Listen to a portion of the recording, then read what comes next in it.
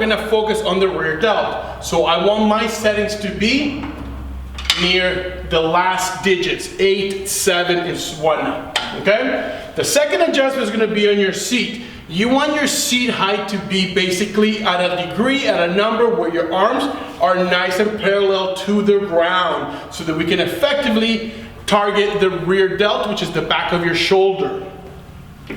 Pull the lever, push down, okay? So that we can get it to go down. The third adjustment is on your weight stack, all right?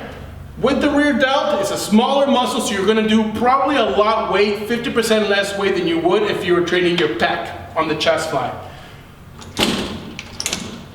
From this position, I'm gonna sit down. Careful you don't hit the machine, okay? Right now, on this setting, my shoulder is really high, much higher than my hands. So what I wanna do is I wanna bring the seat down another level or two. Much better.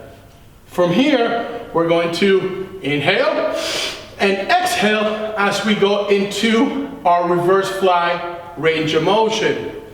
Notice how I'm moving controlled with good, proper inhaling and exhaling as I move through the range of motion.